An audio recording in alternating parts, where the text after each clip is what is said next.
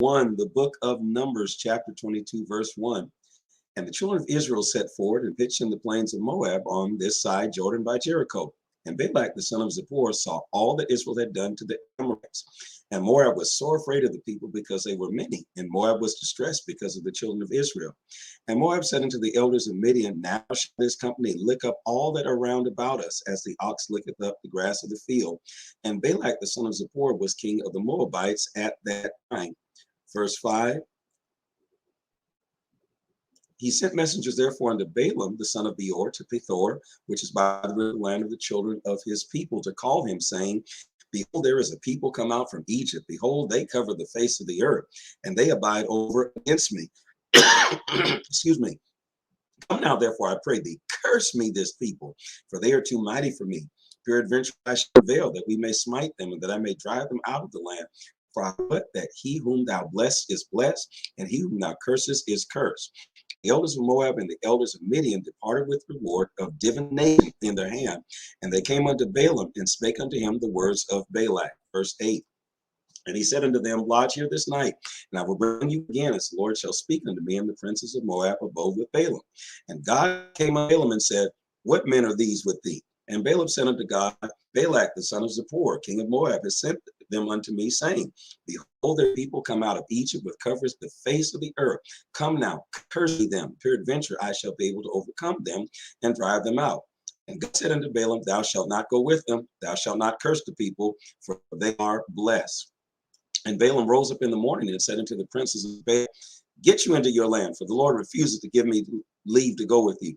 And the princes of Moab rose up, and they went unto Balak and said, Balaam refused to come with us. And Balak sent yet again princes, more and more honorable than they. And they came unto Balaam and said unto him, Thus saith Balak the son of Zippor, Let nothing, I pray thee, hinder thee from coming unto me. For I will promote thee unto very great honor, and I will do whatsoever thou sayest unto me. Come now, before I pray thee, curse me this people. Excuse me. And Balaam answered and said unto the servants of Balak, If Balak give me his house full of silver and gold, I cannot go beyond the word of the Lord my God, to do less or more. Now therefore I pray you, tarry ye also this night, that I may know what the Lord will say unto me more. And God came unto Balaam at night and said unto him, If the men shall come to call thee, rise up and go with them. But yet the word of which I shall say unto thee, thou shalt do. Shalt thou do. And Balaam rose in the morning and saddled his ass and went into the princes of Moab. And God's anger was kindled because he went. And the angel of the Lord stood in the way for an adversary against him. Now he was riding upon his ass, and his two servants were with him. And the ass saw the angel of the Lord standing in the way, and his sword drawn in his hand. And the ass turned aside out of the way and went into the field. And Balaam smote the ass to turn her into the way. But the angel of the Lord stood in the path of the vineyards, a wall being on this side and a wall on that side. And when the ass saw the angel of the Lord, she thrust herself unto the wall and crushed Balaam's foot against the wall, and he smote her again. And the angel of the Lord went further and stood in a narrow place where there was no way to turn either to the right hand or to the left. And when the ass saw the angel of the Lord, she fell down under Balaam. And Balaam's anger was kindled, and he smote the ass with a staff. And the Lord opened the mouth of the ass, and she unto Balaam, What have I done unto thee that thou hast smitten me these times? And Balaam said unto the ass, Because thou hast mocked me, I would there were a sword in my hand, for now I would kill thee. Verse 30, and the ass unto Balaam, Am I not thine ass, upon which thou hast ridden ever since I was thine unto this day? Was I ever wont to do so unto thee? And he said, Nay. Then the Lord opened the eyes of Balaam, and he saw the angel of the Lord standing in the way, and his sword drawn in his hand, and he bowed his head and fell flat on his face. The angel of the Lord said unto him, Wherefore hast thou smitten thine ass these 3 times? Behold, I went out to stand thee, because thy way is perverse before me. And the ass saw me and turned from me these 3 times. Unless she had turned from me, surely now I had slain thee and saved her alive. And Balaam said unto the angel of the Lord, I have sinned, for I knew not that thou stoodest in the way against thou. Now, therefore, if it displease, I will get me back again. And the angel of the Lord said unto Balaam, Go with the men, but only this word that I speak unto thee, that thou shalt speak. So Balaam went with the princes of Balak. And when Balak heard that Balaam was come, he went out to meet him unto a city of Moab, which is in the border of Arnon, which is in the utmost coast. And Balak said unto Balaam, did I not earnestly send unto thee to call thee? Wherefore camest thou not unto me? Am I not able indeed to promote thee to honor? And Balaam said unto Balak, lo, I come unto thee. Have I now any power at all to say anything? The word that God putteth in my mouth, that shall I speak. And Balaam went with Balak, and they came unto Jerichus. And Balak offered oxen and sheep and went to Balaam and to the princes that were with him. And it came to pass on the morrow that Balak took Balaam and brought him up into the high places of Baal, that thence he might see the utmost part of the people. Numbers chapter 23, verse 1. And Balaam said unto Balak, build me here 7 altars and prepare me here 7 oxen and 7 rams. And Balak did as Balaam had spoken, and Balak and Balaam offered on every altar a bullock and a ram. And Balaam said unto Balak, stand by thy burnt offering, and I will go. Peradventure the Lord will come to meet me, and whatsoever he showeth me, I will tell thee. And he went up to an high place, and God met Balaam, and he said unto him, I have prepared 7 altars. I have offered upon every altar a bullock and a ram. And the Lord put a word in Balaam's mouth and said, return unto Balak, and thus thou shalt speak. And he returned unto him, and lo, he stood by his burnt sacrifice, he and all the princes of Moab. And he took up his parable and said, Balak, the king of Moab, hath brought me from Aram out of the mountains of the east, saying, come, curse me, Jacob, and come defy Israel. How shall I curse? God hath not cursed. How will I defy whom the Lord hath not defied? From the top of the rocks I see him, and from the hills I behold him. Lo, the people shall dwell alone, and shall not reckon among the nations. Who can count the dust of Jacob and the number of the 4th part of Israel? Let me die the death of the righteous, and let my last end be like his. And Balak said unto Balaam, what hast thou done unto me? I took thee to curse my enemies, and behold, thou hast blessed them all together. And he answered and said, must I not take heed to speak that which the Lord has put in my mouth? And Balak said unto him, come, I pray thee, with me to another place, and from whence thou mayst seest them, thou shalt see but the utmost of them, and shalt not see them all, and curse me them from thence.